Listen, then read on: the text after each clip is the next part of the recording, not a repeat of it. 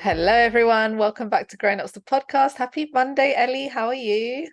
Happy Monday, everyone! Guys, this is the worst I've ever felt in ages. I'm freaking the fuck out. I got my date on Thursday for my exam/interview thing. And ever since I've just been nervous. Like the nerves are real. Ugh, life is over for 3 weeks, basically. The pressure is getting worse. Girl, I really thought, guys, I actually booked a holiday for the 12th of November. I was like, I'm gonna sit like in that last week. I'm sure of it. I had a gut feeling. And I was like, I'm gonna find out my results on a sunbed with a mojito to hand. Mm. No, I'm finding out in this dark, cold England on last Thursday of the month drink, especially if I'm not coming into work. Like, no one will hear from me. Oh my gosh. It's intense. So that's how my week's been. Now it's just revision, revision, revision. But how have you been, girl? I've been good. I'm literally now starting my course. So I was like looking at the modules and all of that. Yeah. And I was like, do you know what? It looks interesting. It's just the discipline, isn't it? Like it's just getting into the Mm-hmm. flow of studying again. That's what I need to revive myself to do. But yeah, yeah, I'm already looking for it to be over, but I do think it will be enjoyable. No, do you know what? There are parts where you sit there and you're like, this is so freaking interesting. Like, I'm so happy. I'm learning so much. I'm developing as a person. But then it's the test at the end. Yeah, Like, one little slip and they can be like, no, you failed. And it's just like, for fuck's sake, like, I actually worked hard for this. yeah, that's very true. Yeah, it's intense. It is But it's intense. fine. Are you doing the CFA? Yeah. Girl, there's this girl who's like basically me, but the year below. She's got her APC this time next year, and she's like just put herself in to do the CFA. She's like Wow. next level. I said, No, but let me clarify. There's different types of CFAs. There's the CFA. I'm not doing that one. I'm doing basically because I work for an NGO, any training that we do and stuff has to be through a partnership, and then they're like, oh, and we'll offer your employees like this training or whatever. So the one that I have, it's not the CFA, but it's one specific to the environmental finance side of things. oh, that's Whereas the exciting. CFA is just finance. This one's like a climate finance one. Um, but yeah, no, I don't know how she's signing herself up to do your one and the CFA. That's crazy. And she paid for it out of her own pocket. I said, some people are a bit inspiring, aspirational, not As if me. I'm paying £500 to better myself. That's called a flight. Trust me. Yeah, we love to hear it, guys. You know where our priorities stand. But on that note, unless we've got any other updates, shall we jump into our we've got like a dumb bitch dilemma this week, guys. Someone's merged them into two. So yeah, Yes, let's read it out. righty. Oh. So yeah, they said, my dumb bitch is also a dilemma. I quit my job without another one to hand. Yes, indeed. What a dumb bitch. That's not me saying that, guys, by the way. This person wrote that. No, but that is a dumb bitch move. You don't quit a job before you have a next one, unless you're going like traveling or something. What the hell? Yeah, it's live with Tucky, it's live with Tucky. I had to give 3 months notice, so I wasn't worried, and my time in my current role had definitely expired. I was burnt out, not progressing, and in need of a new adventure. Issue is, those 3 months have flown, and I now only have 1 month left to find a new job. I am living at home with limited outgoings, fortunately, but still not ideal. Any tips? Um, don't quit your job when you don't have something else lined up. Girl, it's too late. That is bad advice, guys. Don't listen to Maggie. Positive vibes over here. I'm glad that you saw that it was time for a new adventure and you took the steps and believed in yourself to do that. Well done, because that takes courage. I think the good thing is you don't need to panic because you're living at home. So there's no stress of like, you haven't got kids, you haven't got financial outgoings, so you can breathe. Obviously, if you could go back in time, like ideally not for anyone else thinking about doing this. And I think the best bet is to just calm down. Like, don't apply to 10 jobs in a day because you're just going to freak yourself out. They're not going to be tailored or personalized and you're not going to get anywhere. Like, just take your Mm. time, really think about like what career you want to do. Obviously, you left this job for a reason. What are your like deal breakers now that you saw in this job that you don't want in your next one? and really like find a job tailored to you that you can progress in. Yeah, I can't lie. I can't remember the last time I was jobless. Like, I would say get a job in Tesco or something in the meanwhile. You can't be having zero income, Ellie. That's crazy. I have faith that they're gonna find a job in the field they want to go into. But yeah, maybe give it. The thing is, you don't want to put your energy into applying to like jobs that aren't in your industry that you think there's more positions Mm, for. For example, retail, where there's like quite a few positions going, especially like getting towards Christmas. And then not put your energy into the industry you want to go into. So like, I that's think you need true. to be careful with a balance. If you have friends or family that can hire you or something like that, you're well connected in like a different industry for the time being, then cool.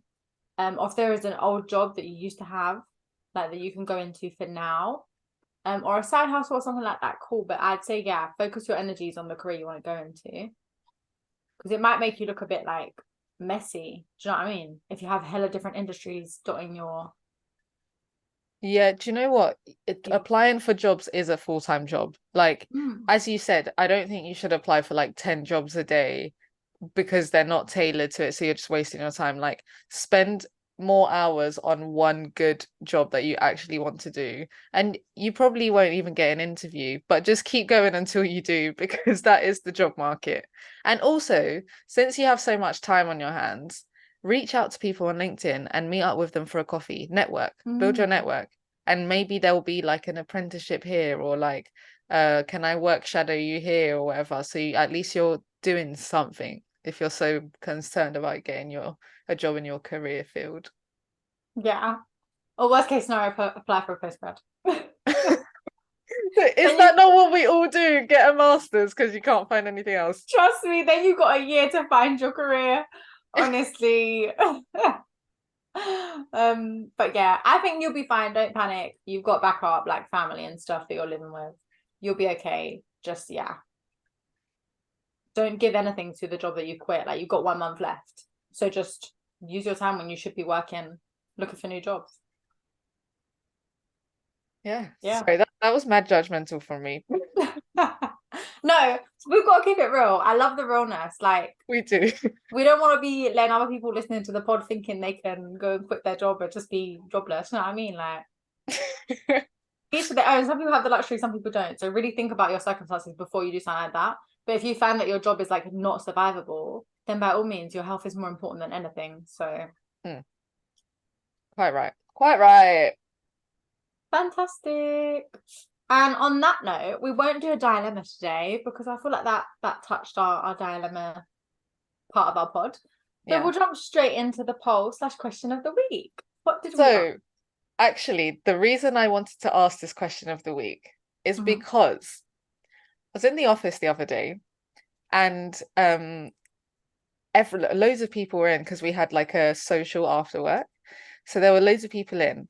And at the office, there's this fridge, like this big alcohol fridge. I've never touched it. Like I will never go in there and get something because Wait, it's open all day, every day from 9 a.m. I mean it's not locked. So I guess people could go in. No one does go in at 9 a.m., but I guess people could, yeah, in theory. Wait, I'm sorry. So you get fruit 5 days a week and you have an alcohol fridge. Yeah. NGO is this. I get fruit on a Tuesday and we get alcohol last Thursday of the month. So we share an office space with a corporate. So I think it's Oh them. wow. Yeah, yeah, yeah. But we're moving Sorry, offices, distracted. so these luxuries are gonna go away soon. But anyways, so we have an alcohol fridge. So it's Thursday. The clock strikes, it's not even 5 o'clock yet. These times it's like 4 p.m. Yeah. Yeah, I love that. The clock strikes 1600 o'clock. And this guy that I work with, who's an analyst, so he's like on my level, he goes into the fridge and gets a beer and starts drinking it at the desk. And I was like, you know, the CEO is in today. Like he's sitting next to me, like he's sitting opposite you. Look Like, like this is standard for us. are you joking? On last Thursday of the month, you'll see people at their desk with beers. Yeah. Because it I've starts at like from 3:30 to 4. So people go upstairs, have a little bit of a mingle. Then if they have work, they'll come back down with their beer. I've never seen this before. So then, okay, this is mad because I was so culture shocked by this. Then, like, I went into a meeting. blah blah. So I didn't see him for a while. I was somewhere else, and then I came back to the desk, and there was another one. I was like, "Oh wow, you're on your second beer already." He was like, "Actually, it's my fourth." And I was like, Oh my God. "How are you getting plastered in the office when no one else is drinking with you? Like this Yeah, is if it's not a on your custom." ones. Yeah, like no one else is doing it. And then he got up to probably get another beer, and the CEO came to talk to someone who he was sat next to. So he sat in his chair and he looked at the beers and he was like, "Wow, that's impressive." I'm just like, do you have no shame to drink beer in front of the CEO during office hours when no one else is doing it? And by the way, it's not our alcohol fridge. It's the people that own the office. So we get a space because we're an NGO and they're being nice to give us like a space in the office. But it's not our Corporate social office. responsibility. Yeah. Oh my days. All right, yeah, that's surprising. Like, wow. So I was like, it's given mad unprofessionalism. So, but it's mad because you're not as shocked as I was. Yeah, I'm not as shocked. And also, I feel like when I look at beer, I just think of juice. Do you know what I mean? It's given alcoholism. Please, please, I actually do like beer. No, but like when I see people with a bottle of beer, I'm just like, oh yeah. Like the guys at work probably have about 10 a night. Would you think it's different if they had like if it was like a wine bottle? Sorry, Yes. not a bottle, a wine glass. See, even a glass of wine, I feel like is quite sophisticated. At your desk during office hours. It's 4 o'clock. Like, No, I was so shocked to my stomach. Like I could not believe it. I think 4 is a bit wild. I think on a Thursday, last Thursday of the month, like one beer, one glass of wine. I think that's fine. As long as you're being responsible, you're drinking responsibly. He was four down. Yeah, 4 down is when I'm like, are you all right, honey? Yeah. Oh, bad day. But anyways, I'll let you get on to the actual question. Yeah, so then it prompted this question of what comes to mind when you think of a professional. So we asked this on our poll, and we've got a couple of responses. Um, so the first one, someone said, makes me think of sports, so a professional football player, something like that. That person is definitely not a corporate babe. Not a corporate babe. Sports did not come to my mind at all. Never. Also, sorry, I was talking in the office the other day, yeah, and I was like, yeah, because I'm a corporate babe, and then they were like, what the fuck is a corporate babe? Wait, you're joking? No one, the whole office, no one had heard of it. They don't know about being a corporate babe? Bro, I had to pull up TikTok. I don't even use TikTok. I was like, nah, look, it's a thing, it's a thing. Anyways, someone said top of their game. Right. I mean, I think of myself as a professional, but I'm not at the top of my game yet. Yeah, top of their game. Nah, doesn't. I could see someone really chill, like a proper East Ender who runs their own like development firm. I've met people like that, and they're not that professional. They're top of their game. You know what I mean? But I think professionalism is not just about the corporate babes or the 9 to 5 girlies and boys. It's like, are you professional at the restaurant job that you work at? Like, I need some professionalism. Like, I went to an event the That's other day, very true. actually. Yeah, I went to an event the other day because Joanna, who I live with, works in PR, and she got invited to a film screen and she invited me as like a plus one. Exciting. But it was meant to start at 7 and the film didn't start till 9:45. And I'm like, where is the professionalism here? Oh my Like, god. it really pissed me off. And it pissed me off that they didn't apologize or address the fact that they were running mad late. And it's just like, I want professionalism everywhere I go. Like, if I'm in Nando's, be professional. Like, I'm such a Karen about that. I can't lie. No, I respect that. I think maybe then professionalism is just this was in my revision. Doing your job to a high quality, providing a high quality service. Do you know what I mean? Or to a high Yeah. standard. It's just like being a professional, like just do what's your job role is, man. Just do it with dignity. Yeah. I hear that. I respect that. Do what you've been asked to do. Yeah, On that note, someone actually said having your shit together. right. I think, You're but not I being a think mess. in between your 9 to 5, you should have the shit together. But whatever you do outside of that, have your shit not together if that's what you don't want to have. Like, Agreed. yeah. Someone said someone's serious. I think be serious, but be someone who's approachable, who's got Yeah, a personality. I'm trying to think of how serious applies. I do think like when I think professional, I think very stern and like just yeah. Not has their shit together, but knows their shit. Mm, Like knowledgeable, but then also approachable. Yeah. Serious when you need to be serious, but not all the time. yeah, agreed. Mm. We'll do a couple more. I feel like this is a jab. Someone said someone who does not put exclamation marks in their emails. Oh my gosh, not the attack. So basically women are not serious. But it's not this is so true though. It's not given professional though, is it? Why are you putting exclamation marks in emails? Like, why are you shouting? But I don't do it as shouting, I do it as like Ah, thank you like that. fake That's so weird. news. Thank you so much. That's me trying to be approachable. Yeah. I guess short and sharp could be professional. If you're going to a client, yeah, I don't think I use exclamation marks as much when I'm replying to clients. Hmm. It depends if I know them or not. If I've like worked with them quite a lot, we've had a lot of meetings. And I'm like, yay. I don't know. No, I don't say yay, but the exclamation mark says it for me. Yeah, I hear you. I hear you. What else have we got? Someone work focused. I Yeah, guess just doing your job. Yeah, like you said.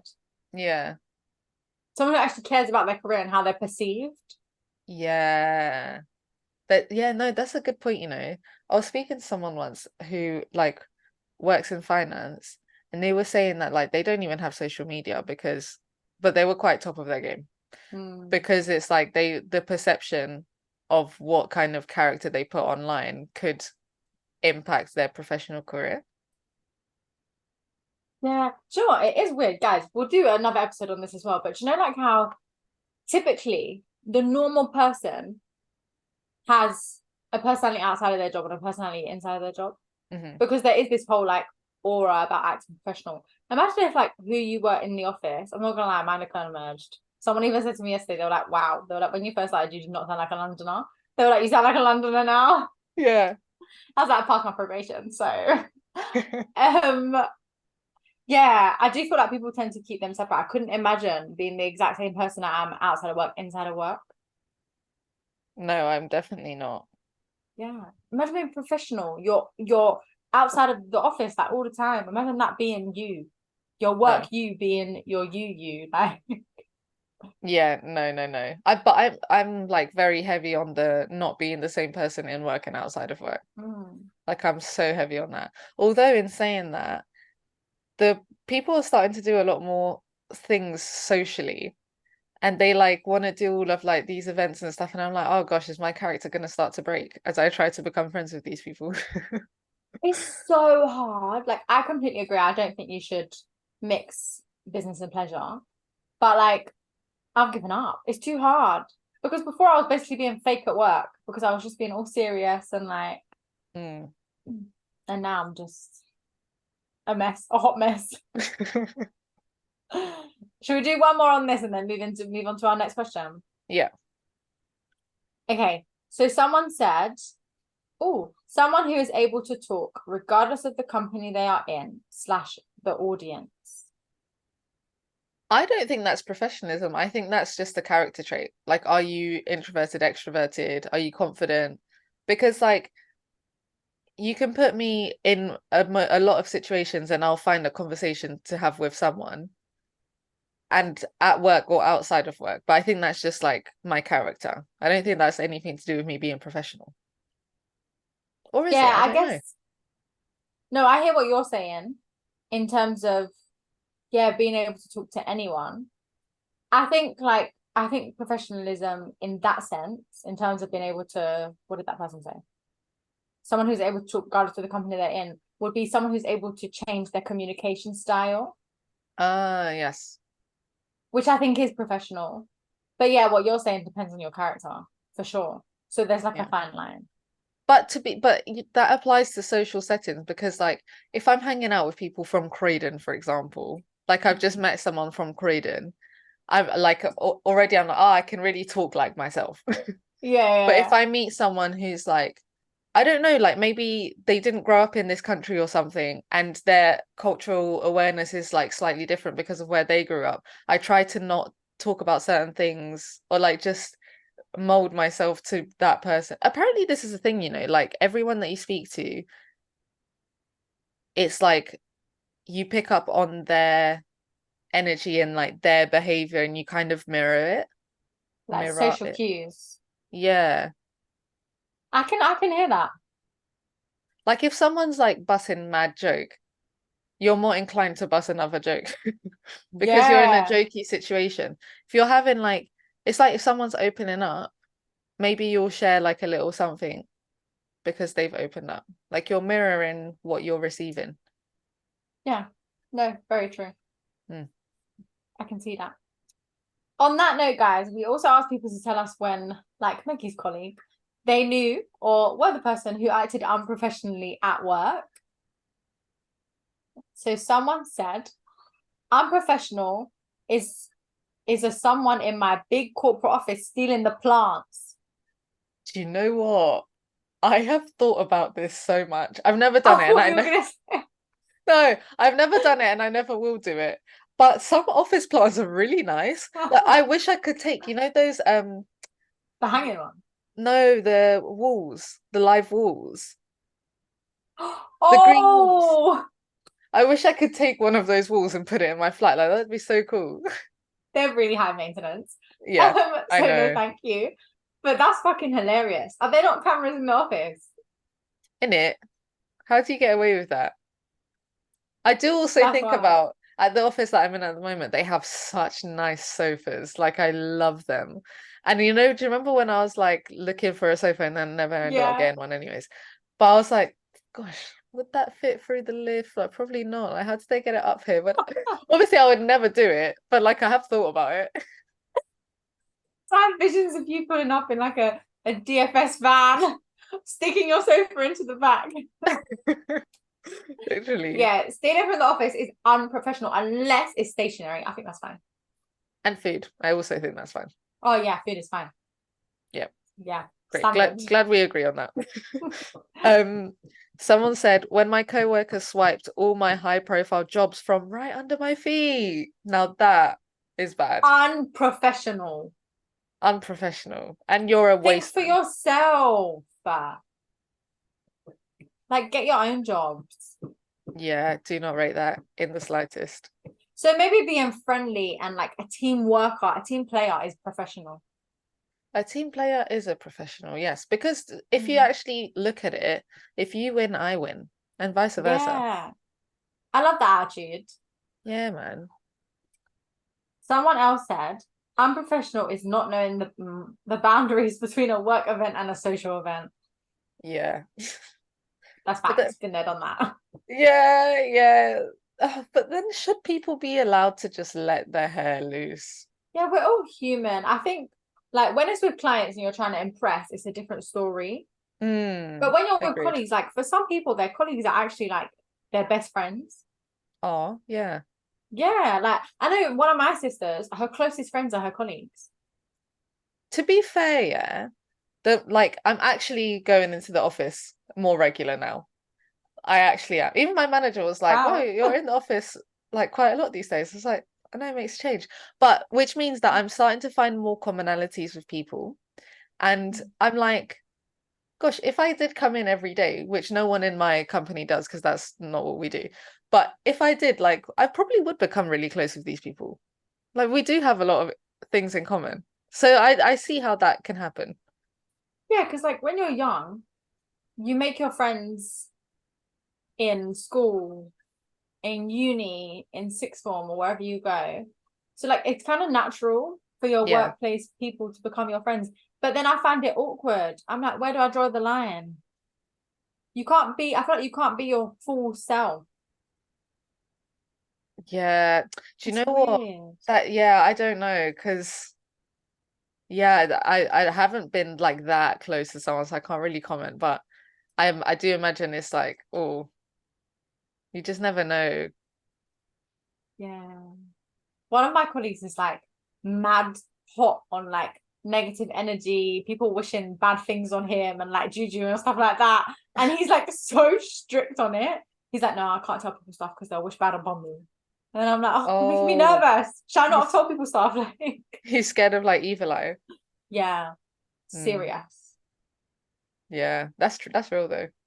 It is. Because we said this before in our Friends episode in season one, guys. But if you're getting mad close to someone and then you get a promotion and they don't, like, and they're gonna start wishing bad on you.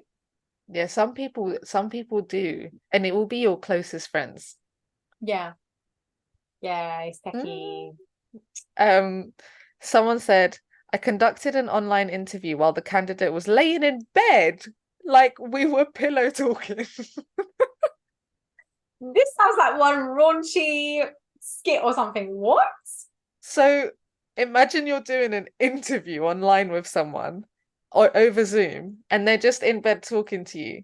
That is so unprofessional. Unprofessional. You're fired. You're not even hired. Sorry. Yeah. Like, Exactly. That is terrible. No, sorry, come on. I work from home, yeah. But best believe I'm gonna have a professional work shirt on when I need a meeting. Like, or something. Like, no, come on. I'm gonna brush my hair if I have a meeting. I'm not gonna be in bed. Are you joking? that's wild. I'm trying to think through my head when this would be normal. And I just remember that the head of my team said when it was COVID, he got really ill and he remembered conducting interviews from bed. But he was like, they couldn't tell I was in bed. He had the thing up and he had like a shirt on. Oh, So there bless are him. reasons you might be in bed, but not fucking pillow talking. They shouldn't be able to see that you're in bed. It should That not you be evident. that your head is on a pillow. Are you mad? Unprofessional. That is so unprofessional.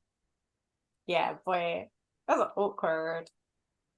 Um, I have a colleague. Oh, last one. I have a colleague that always takes domestic calls in the office.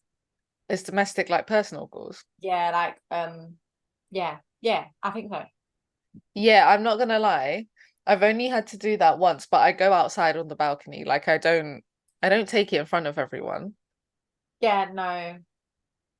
Oh, I'm thinking now I do this, but I only do this after working hours. So if you stay late in the office, is that my problem? Like, like my sister calls me and she's like, "Oh, telling me a funny story or something." I'll probably take it Okay, notice, but I'll go into a room maybe if it's I that think deep. it It's gonna be a long depends. one. Yeah, if it's like a phone call, like you're booking your dentist appointment, not that deep. If you're talking to your doctor, go to a private room. If it's like a friend saying like, "Oh, we're meeting for drinks at 6 p.m. in this location," not that deep. But if it's your friend like, "Girl," and you won't believe what he did next, go into another room. Yeah, agreed. Or if like when I think domestics, I think like arguments at home. It Oh probably wasn't that, but yeah.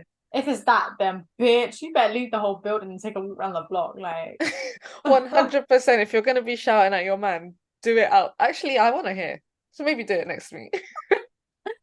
don't do it next to me, man. You'll distract me. But those were our examples of unprofessional people. Mad, don't be one of them, guys. And If you on take, oh, I was gonna say, if you take anything from this episode, don't quit your job before finding another one, and don't be unprofessional. yes. Wow, it's given judgmental.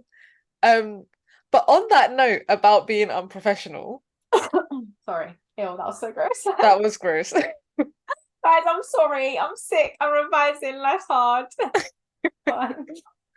On the note of being unprofessional, I was on the tube like 2 days ago, and I got the Metro newspaper, so I was like, let me flick through it and see what stories are about. And Sorry, do you not feel germy looking for newspapers on the train?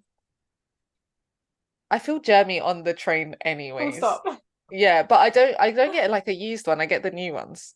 Oh, okay. I thought you meant you picked up on the side, and I was like, not sure how I feel Ah, about that. you know the fresh print ones at the front, like Oh, of the nice. station. I Yeah, mean, proper professional. They're probably still dirty anyways. But anyways, I wash my hands when I get into the office. Um, but this article says BA, as in British Airways, sacks pilot who boasted about topless cocaine binge before flight. So then the article goes on to say a British Airways pilot has been sacked after bragging to a colleague about snorting cocaine off a woman's breasts hours before he was supposed to be flying back to the UK from South Africa. Do they not get drug tested before they fly? Apparently, it's like, oh, I don't know, but I remember from our air hostess interview that we did in season one, it's like Oh random yeah. drug testing. It's not, but maybe for pilots, it should be. Yeah, I'm thinking you're not drug testing my pilot every time I get on the plane. How unsafe. Yeah, exactly. But So that secondly, wild. That is an example of when you don't mix business and pleasure. Why are you telling people that? so he was even texting it to a colleague. So now there's proof. Like the this literally verbatim quoting what he was saying. Like he was like, "That's the story of how I ended up snorting coke off a girl's tits in Joburg." Um, Oh, but then that colleague raised an alarm for British Airways, and British Airways then had to delay the flight for 24 hours because it couldn't find a suitable replacement. bruv, there are so many things. One, that's why you can't trust people who you work with because they're gonna cover their own backs. Like me too. Sorry, I have an obligation to report something like that. Like that's actually people's lives in danger. Yeah, exact. That's quite serious. Yeah. Secondly, training to be a pilot. We discussed this before. Didn't your mom want to be a pilot? Yeah, Like that. yeah, Yeah, it's hard. Like yeah. so hard. And now, just over one text, one silly action, your whole career is done forever and ever.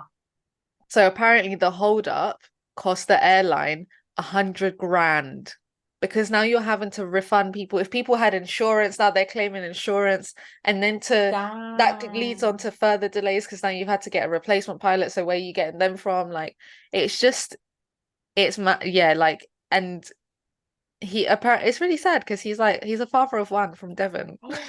I'm just like, Oh, oh, it's so really peak. sad, guys, because despite the fact that he's snorting cocaine off a woman's tits, he's a father of one from Devon.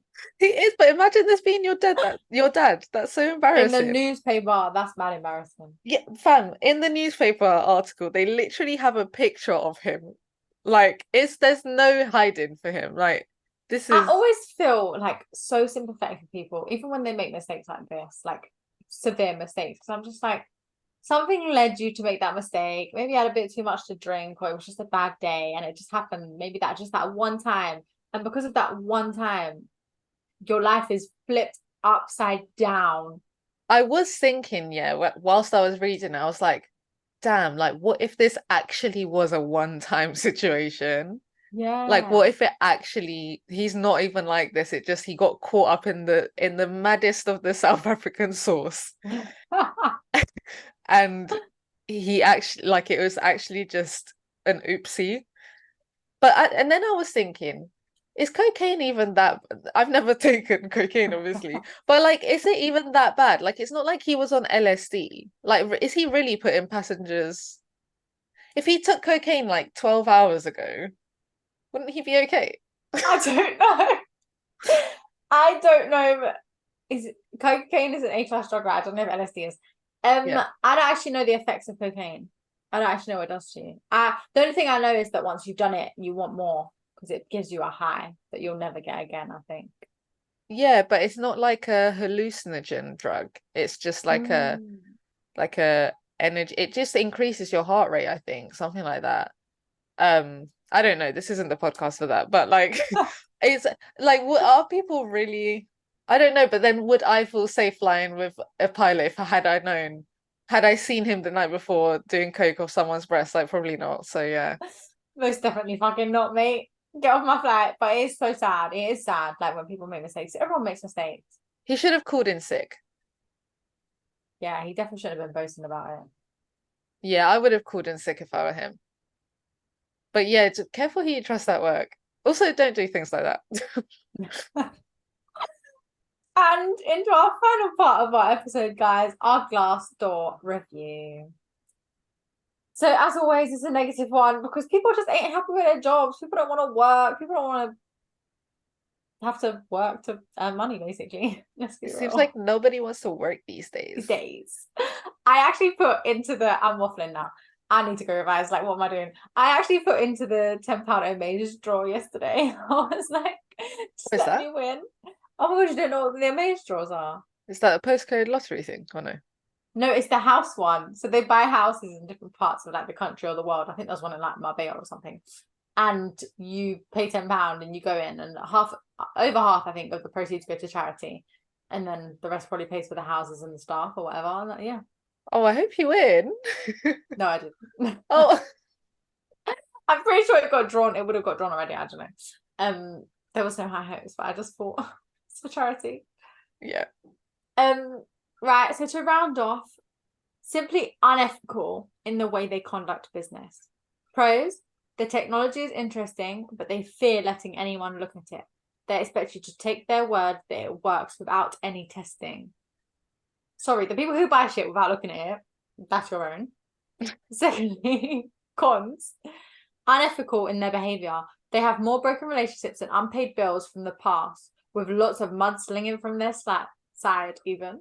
Advice to management: stand behind your word and stop thinking you do not have to do any of the work. You need help because your investors have become so tired of the stories. Oh, okie dokie. That's mad. Imagine selling a product that you're not letting anyone see. How do you even get, you must know how to talk the talk if you're getting investors without letting them use your product. This is what happened to that Elizabeth Holmes woman. She was selling, so she invented, well, she was on track to invent this machine that could detect diseases from a single drop of blood, but the machine hadn't been developed yet. They were developing it, but she became a billionaire from a product that didn't fully work yet, that was not ready for market launch. But it was literally because she was like really business savvy and got like investors on board and stuff like that, and like bullshitted her. She's in jail now for fraud or fraud of like that company. I read a book about something like that, you know? There's a series on Disney Plus. It's called The Drop or something like that. Dropout or something like that. It's got Amanda Seyfried. She's the main actress. It's really good. But yeah, like some people really, a lot of companies are just bullshitting their way, and then hopefully they have the right product at the end when they've got the investment. Those high stress environments, whew, not for me, boy. I like my little, what do you call it? A soft life. Soft life. And on that note, guys, if you have anything to tell us, anything you want to share with our listeners, our community, send it in to grownupspodcast@gmail.com or DM us at Grown Ups the Podcast on TikTok, YouTube, and Instagram. thanks, everyone. Bye.